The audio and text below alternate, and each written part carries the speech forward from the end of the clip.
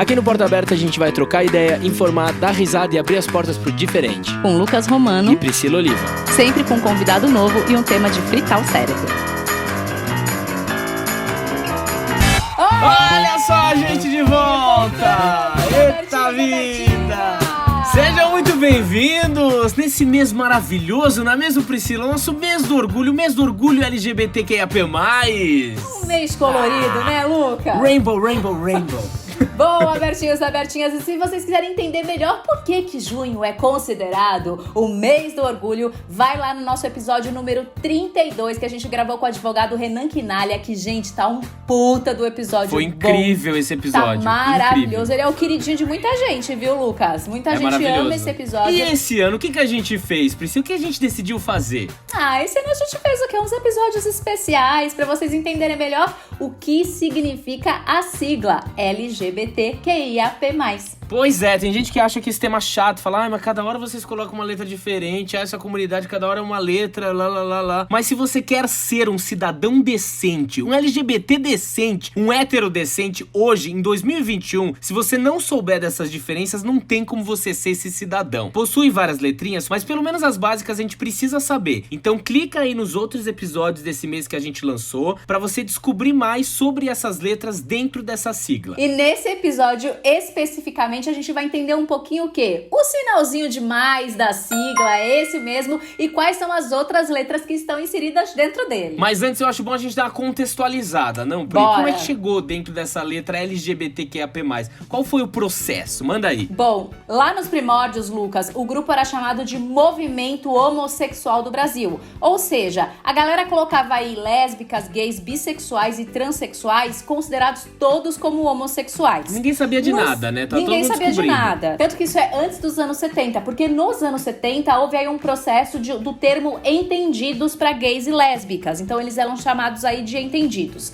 Já nos anos 80, a sigla começou a ganhar forma com a popularização de novos termos, que veio então o GLS, de gays, lésbicas e simpatizantes. Porém, tem um problema, porque esse termo, ele não contemplava toda a população LGBT+, e ele mais excluía do que incluía. Além do que, né, gente, a retirada do S eu acho que foi legal, porque simpatizante, na verdade, nada mais é do que héteros que apoiavam a causa. Então, na verdade, a galera começou a entender que eles não eram protagonistas do movimento, e um hétero os héteros que gostam do povo animado, LGBT, né? Não, gente, mas pelo não é amor mais de do que Deus. obrigação, não é mesmo, Já amores? tem todos os privilégios possíveis, ainda quer um espaço numa letrinha na nossa sigla. Pelo Por amor favor. de Deus! E aí, lá nos anos 2000, surgiu a sigla GLBT. Já a partir de 2008 teve uma nova mudança, e uma mudança muito legal, gente, porque na verdade quem acabava tendo mais voz política eram os homens gays, e as mulheres lésbicas dentro dessa sigla aí acabavam ficando um pouco mais frágeis pela questão de ser mulher e tudo mais. Então aí eles trocaram essa posição.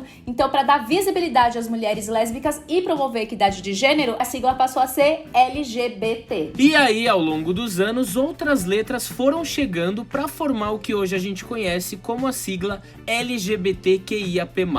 Aí tem gente que fala, mas precisa de tanta letra assim, gente? Sim, precisa. Por quê? É importante a gente entender que as sexualidades e as orientações sexuais vão se transformando e se adaptando conforme aquilo que a sociedade necessita em determinado momento, né? Então, quanto mais a população e a sociedade conseguir entender, respeitar e aceitar essas pautas e lutas da comunidade, a gente vai poder abrigar cada vez mais letrinhas. Isso, e essa divisão também é importante, gente, porque quando a gente tá falando de causas políticas, de pautas políticas, é importante que esteja nomeado, porque cada um tem uma necessidade e que precisa exigir da sociedade, dos governantes, do amigo, do pai, da mãe, do tio. De todo mundo, né? Porque não adianta nada a gente se empoderar, a gente se aceitar, se depois na hora de reivindicar os nossos direitos, eles não estão ali nomeados, eles não são ali nem considerados. Então é muito importante a gente lutar por isso, lutar por essas letrinhas, lutar para que isso seja nomeado, para depois a gente conseguir reivindicar nossos direitos como cidadãos. Porque uma coisa é certa, é com a informação que a diferença começa a ser feita. Então é isso que a gente precisa aprender. Bom,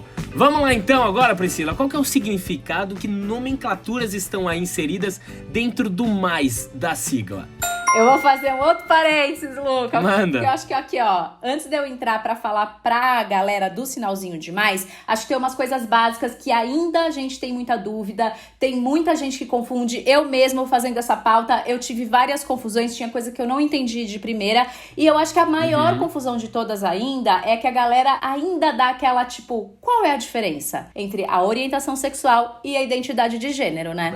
Eu tenho muitos amigos que acabam me perguntando isso, eu também, até pra eu poder explicar, eu tive que pesquisar muito, entender melhor essas diferenciações, porque até mesmo dentro das siglas, se a gente for considerar o LGBTQIAP+, tem siglas ali que representam identidades de gênero e tem siglas que representam orientações sexuais, então é muito importante a gente saber realmente a diferença. Então pra você que tá me ouvindo, ó, a orientação sexual, ela diz respeito a uma atração que você sente por outro indivíduo. Ela geralmente também envolve questões sentimentais e não somente sexuais, mas por exemplo, a minha orientação sexual, eu sou gay, então eu me atraio por um outro homem. A minha orientação sexual é hétero, então eu, mulher, Priscila, me atraio por homens. Então dentro dessa orientação sexual, a gente consegue classificar héteros, gays, bis, lésbicas, pansexuais, assexuais, entre outras orientações. Alerta, alerta, alerta. Aí, Lucas, acho sempre muito importante a gente falar da questão da opção sexual, porque até alguns anos o pessoal falava opção sexual. Não é, gente, tá errado, tá?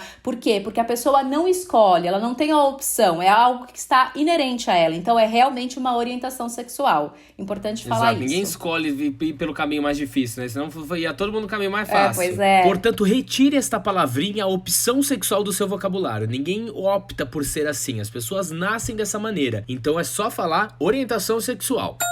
E aí a gente entra no campo de identidade de gênero. A identidade de gênero tem a ver com o gênero da pessoa, ou seja, é a forma pela qual a pessoa expressa o gênero com a qual ela se identifica. Por exemplo, a gente cresceu em um mundo que existe a binariedade, ou seja, dois gêneros. O gênero masculino e o gênero feminino, por isso a gente fala o binário, né, que são esses dois gêneros ali. E aí dentro dessa binariedade, né, são as pessoas cisgêneros. As pessoas cisgêneros são pessoas que se identificam com o gênero na qual foi designadas a ela no nascimento. Por exemplo, quando eu nasci ali, falaram, é um menino, e aí até hoje eu me identifico com o gênero na qual foi designado pra mim no meu nascimento, entendeu? E você, Priscila? Eu sou uma mulher e eu me identifico com o gênero que eu nasci. Portanto, eu sou uma mulher cis. Exatamente. E aí, ainda dentro do campo da identidade de gênero, nós temos as pessoas transgêneres, que são as pessoas que não se identificam com o gênero a qual foi designadas a elas no nascimento. A gente gravou um episódio super especial sobre a letra T com a Chiara Felipe, então clica lá nesse episódio que ela explica tudo direitinho pra gente.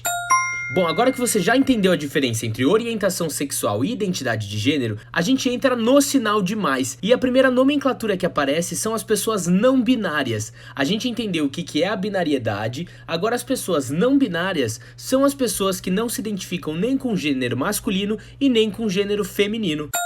Você sabe o que é uma pessoa heterossexual, Lucas? Olha, eu não sabia, mas eu aprendi o que é. Na verdade, a pessoa heterossexual são pessoas que só sentem atração sexual ou romântica por pessoas não binárias. Ou seja, normalmente as pessoas heterossexuais já são não binárias e se apaixonam romanticamente ou sexualmente por outras pessoas não binárias. Mas você pode ser uma pessoa cisgênero ou transgênero e se apaixonar somente por pessoas não binárias, o que faz de você também um heterossexual, sacou? E aí depois a gente entra no agênero. Você sabe o que é uma pessoa agênero, Pri? Olha, Lucas, eu confesso que eu fiquei muito tempo tentando entender a diferença do agênero para o não binário. Foi uma confusão grande que deu na minha cabeça. Eu acho que agora fazendo essa pauta, eu entendi. Se a gente falar alguma bobagem aqui, pelo amor de Deus, mandem mensagem pra gente consertando.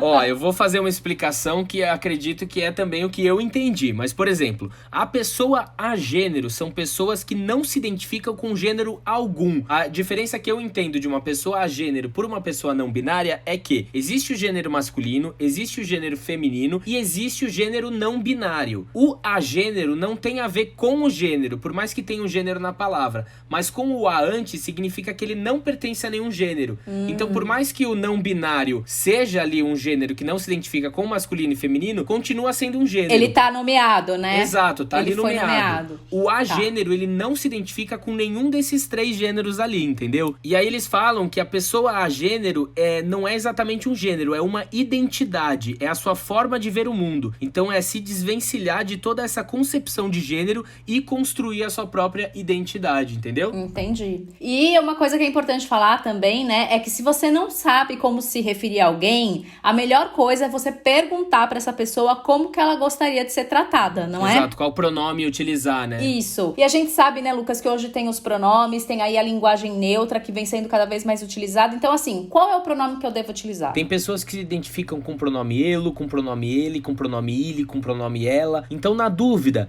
pergunta. Porque não tem regrinha, é realmente como a pessoa se identifica. Exatamente. Vamos aí para uma próxima nomenclatura aí dentro do mais. Pri, manda. Temos também os polissexuais, que polissexuais são as pessoas que sentem atração sexual ou romântica por vários sexos ou gêneros. E temos ali também o poliamor, que não é uma orientação sexual, nem uma identidade de gênero, é mais uma relação amorosa ali entre mais ou 2 pessoas, não implicando apenas um relacionamento sexual, né? Embora ele aconteça na maioria das vezes. Existem aí os relacionamentos poliamores abertos e os relacionamentos poliamores fechados. É um casal trisal, né? Um trisal, né? É um trisal, exato. E sabe uma letra que eu descobri fazendo essa pauta, Lucas? Letra O, de omnissexual. Eu não conhecia. Eu também não conhecia. Omnissexuais, gente, eles são os primos, vamos dizer assim, eles são bem próximos ali dos pansexuais e eles podem se atrair por todos os gêneros. Mas, no caso deles, o gênero importa. Então, em alguns casos, eles podem não sentir atração por um gênero específico. Ou mais atração por um gênero do que o outro, né? Isso, exatamente. Boa. E aí a gente tem também a letra A de andrógeno, que é um termo que diz respeito à aparência, ou seja, andrógena é a pessoa que mistura os gêneros na composição do look dela, do visual. Por exemplo, os andrógenos do gênero masculino, eles utilizam alguns adereços femininos e vice-versa. A androgenia não necessariamente ela diz respeito ao gênero ou à orientação sexual da pessoa, ou seja, ela pode ser uma pessoa de aparência andrógena que pode ser hétero, homo, bi, pan, assexual e etc, entendeu? Tem também a letra Q de questionando, que são as pessoas que ainda não se encontraram em nenhuma bandeira, estão aí se descobrindo. E além dessas, tem algumas outras que não foram incluídas nessa lista. Então, ó, se a gente cometeu algum erro aqui, a gente pede desculpas. A gente também tá aprendendo, a gente também tá estudando. Embora eu sou da comunidade também, eu ainda tenho algumas dúvidas. Então é sempre importante a gente dialogar. Se você que tá ouvindo pertence a alguma dessas nomenclaturas, manda uma mensagem pra gente. Vamos dialogar, que é sempre importante aí a gente ter essa troca. Mas se você que tá ouvindo ficou confuso, não importa, ouve de novo. Ouve aí de novo, porque ó, tem muita coisa ainda que a gente tem que aprender como sociedade. Mas o mais importante é a gente estar sempre com a cabeça aberta e que todo dia seja dia de orgulho para a comunidade, né? Porque numa época em que os direitos conquistados há tanto sangue e suor ali estão cada vez mais ameaçados, é preciso lembrar ao mundo que inclusão é o único caminho para um futuro melhor. Porque, gente, é tempo de comemorar, refletir e se empoderar. Esse é o mais importante. Brasil, e ó só, a pauta LGBTQIAP+, não é só para as pessoas de dentro dessa comunidade não, viu, gente? É uma pauta para todo mundo, porque não existe democracia sem que as diferenças sejam respeitadas. Exatamente. Então, ó, dá uma passadinha ali no nosso podcast para entender melhor sobre as outras siglas. A gente teve convidados super especiais aí. E não esquece de seguir a gente no Instagram, @portaabertapodcast. É isso, galera. Beijo pra vocês. Beijo, Brasil. Tchau.